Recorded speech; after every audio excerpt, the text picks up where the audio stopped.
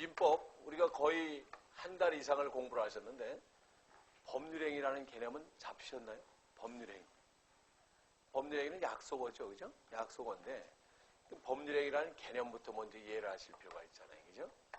그러면 우리 민법은 뭐라고 그래요? 민법은 사인 상호간의 법률관계를 규율하는 개인 대 개인 상호간의 법률관계를 규율하는 대표적인 사법이 우리 민법이다 그러잖아요, 그죠? 개인 대 개인 상호간의 법률관계를 규율한다. 이렇게 나와 있지 않습니까?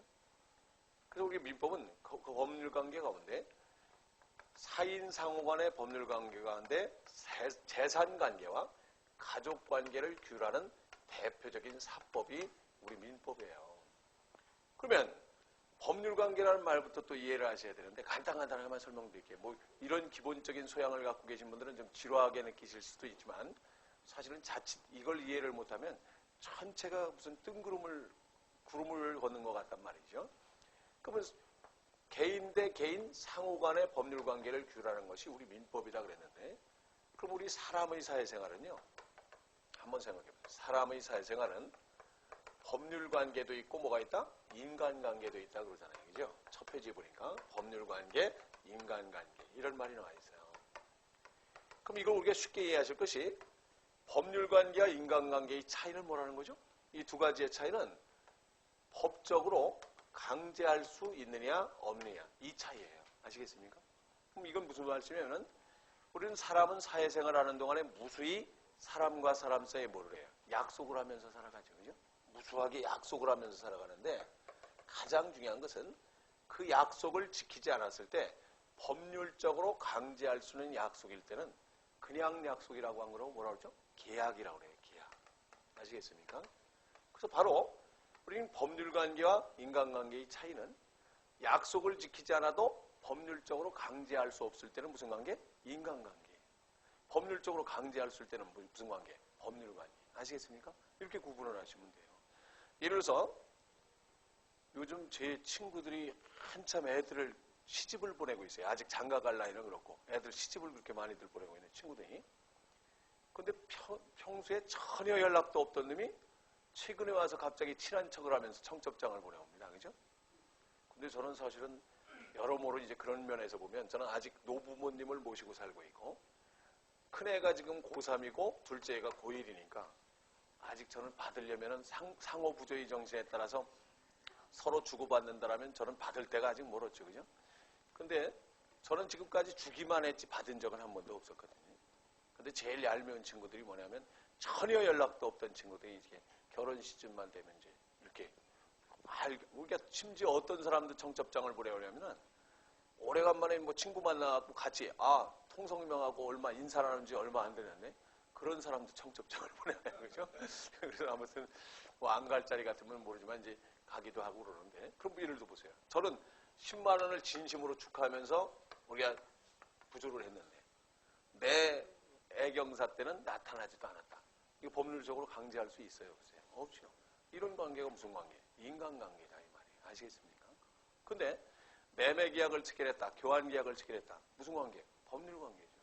만약 계약의 내용대로 이행을 하지 않았을 때는 법률적으로 뭐 할 수 있어요? 강제할 수 있잖아요. 여러분 우리 학원 믿고 합격하겠다 믿고 왔는데 학원에서 강의 자꾸 빼먹고 우리가 말대로 불성실하게 강의하더라. 무슨 책임 물을 수 있어요? 채무불이행 책임 물을 수 있죠. 그죠? 무슨 관계? 법률 관계. 아시겠습니까? 그래서 우리가 법률 관계와 인간관계의 차이는 법적으로 구속할 수 있느냐, 구속할 수 없느냐 이 차이거든요.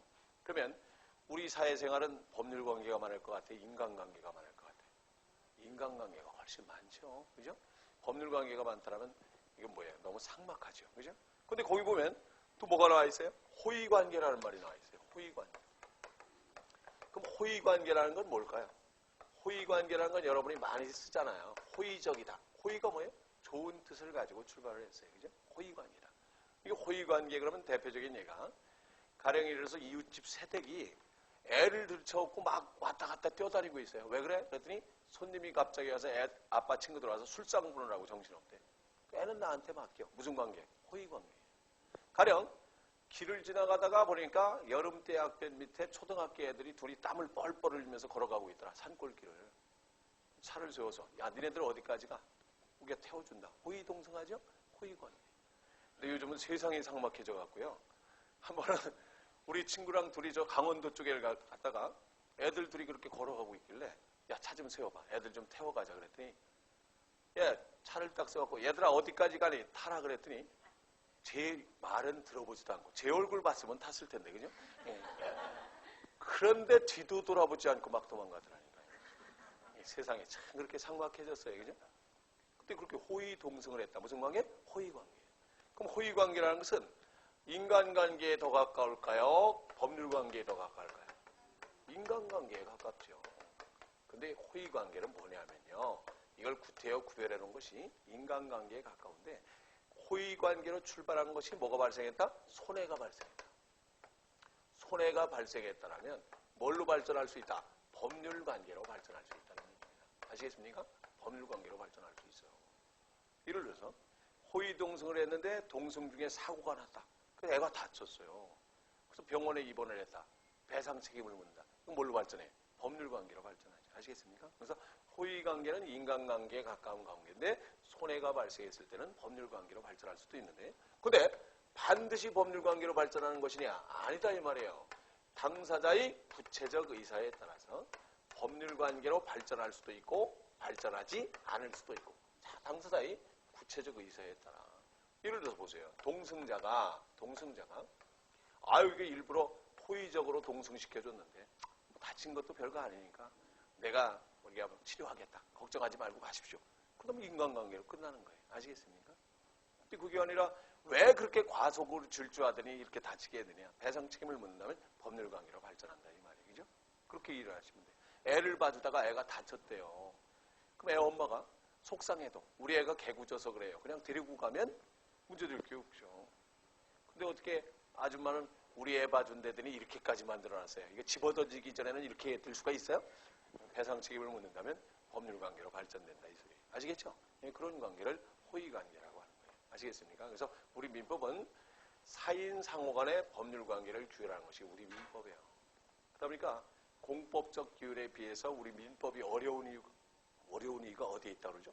우리 민법은 사인 상호 간의 법률관계는 뭐가 지배하더라? 사적 자체의 원리가 지배해요. 사적 자체의 원리라는 것은 당사자의 문제는 당사자 스스로 알아서 해결해라 이 말이에요. 그죠? 사적 자체의 원리가 지배하다 보니까 우리 민법 체계는 추상적이에요. 그렇죠? 우리가 지금 공부하시는 공인중개사법이다. 오늘 오전에 진행했던 세법이다. 그죠? 그 다음에 부동산 공법이다. 이런 공법적 규율은 어떻던가요? 제가 또 강의하고 있는 등기법, 지적법 어떻습니까? 구체적이죠. 뭐는 된다, 안 된다. 할 수 있다, 할 수 없다. 구체적이잖아요. 근데 우리의 민법은 우리가 이렇게 추상적이에요. 그래서 여러분이 시험 문제에 3문제씩도 출제되는 의사표시 단원과 관련된 규정이 불과 몇 종? 6개 조문에 불과해요. 6개 조문에 불과하니까. 아시겠습니까?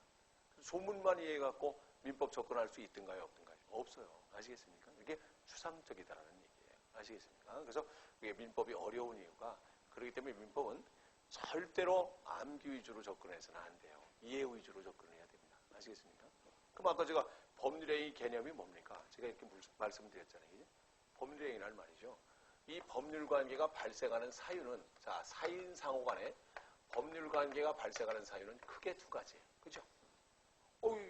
이게 법률관계가 뭐 때문에 발생했나 한번 그 사유를 잘 생각해 보세요. 법률관계가 발생하는 사유는 하나는 당사자가 뭐한 대로 표시한 다른 하나는 뭐에 따라? 법률의 규정에 따라. 그죠? 사인 상호 간의 법률관계가 발생하는 사유는 크게 두 가지더라. 하나는 법률의 규정에 따라. 다른 하나는 당사자가 표시한 대로. 그러면 바로 이 법률행위라는 건 무슨 약속하냐? 사인 상호 간의 법률관계가 발생함에 있어서 당사자가 표시한 대로 법률 효과를 발생한 것을 총칭한 개념을 뭐라고 한다? 법률행위라고 한다. 아시겠습니까? 이걸 법률행위라고 하는 거예요. 자, 그러니까 어렵게 생각하지 마세요. 자, 매매는 법률행위입니까? 법률의 규정입니까? 법률행위죠. 왜 법률행위입니까? 매매라는 법률관계는 뭐에 의해서 발생하죠? 내가 얼마에 팔겠다, 내가 얼마에 사겠다. 당사자가 뭐한 대로? 표시한 대로. 그건 뭐예요? 법률행위죠. 근데 상속은 법률행위입니까? 법률의 규정입니까? 법률의 규정이죠. 자, 보세요. 상속이라는 것은 아버지가 돌아가셨다. 피상속인이 사망하면 상속법의 규정에 따라서 자, 상속 지분이라는 게 정해지죠. 뭐에 따라? 법률의 규정에 따라. 그렇게 취득시효라는 거 들어보셨죠? 소멸시효라는 거 들어보셨죠? 이건 다 뭐에 따라? 법률의 규정에 따라. 근데 우리가 당사자가 표시한 대로 자 보세요. 너 나한테 사기쳤지? 취소하겠다. 취소는 뭐예요? 당사자가 뭐한 대로? 표시한 대로. 해제는 뭐예요? 당사자가 뭐한 대로? 표시한 대로. 이게 사인상호 간의 법률관계가 발생하는 데 있어서 그 법률관계가 뭐에 의해서 발생하느냐? 당사자가 표시한 대로 법률효과가 발생한다. 당사자가 표시한 대로 법률관계가 발생하는 원인을 총칭한 개념을 뭐라고 한다? 법률행위라고 하는 것이다. 그런 얘기예요. 아시겠습니까? 그럼 법률행위 그러지만 자 보세요. 그럼 당사자가 표시한 대로 법률관계, 법률효과가 발생하기 위해서는 법률행위 속에는 반드시 뭐가 들어가 있다? 하나 또는 수개의 뭐가 들어가 있다? 의사표시가 들어가 있다. 그러잖아요. 그죠? 그래서 법률행위는 그 법률행위 속에 의사표시가 몇 개 들어가 있냐에 따라서 법률행위는 어떻게 나눠진대요? 단독행위, 계약, 합동행위로 구분된다. 이렇게 공부하셨잖아요. 그죠? 그래서 우리는 법률행위라는 말이 굉장히 어렵게 들리시거든. 어떻게 생각하냐면 법률행위 그러지만 사인과 사인 사이에 가장 많이 이루어지는 법률행위는 뭘까요? 사인과 사인 사이에 가장 많이 이루어지는 법률행위는 뭐예요? 계약이잖아요. 계약. 아시겠습니까? 그 법률행위 가운데 가장 많이 이루어지는 법률행위는 계약이다. 계약은 결국 뭐예요? 약속은 약속인데 어떤 의미의 약속? 법률적 의미의 약속을 우리는 뭐예요? 계약이라고 하는 것이다. 그런 내용으로 이해를 하시라 이 말이에요. 아시겠습니까? 그리고 우리 민법상의 계약에는 뭐가 있다? 매매계약, 교환계약, 임대차계약, 고용계약, 도급계약 쭉 공부하시잖아요. 아시겠죠? 그래서 법률이라는 개념부터 먼저 이해를 하시라 이 말이에요. 그러면 지금 이 앞부분은요. 출제 빈도도 우리가 높지 않으면서 굉장히 골치 아파요. 이거 전부 정리하려면. 그럼 어디를 보시냐면 자 여기를 한번 보세요. 여기부터 설명드릴게요. 자 우리는 앞으로 이제 공부를 해나가시는 과정을 이제 이렇게 해나갈 거예요. 16페이지 한번 보세요. 16페이지 보면 법률행위 성립요건, 법률행위 유효요건이 나와 있어요. 그죠? 자, 법률행위 16페이지부터 시작을 합니다.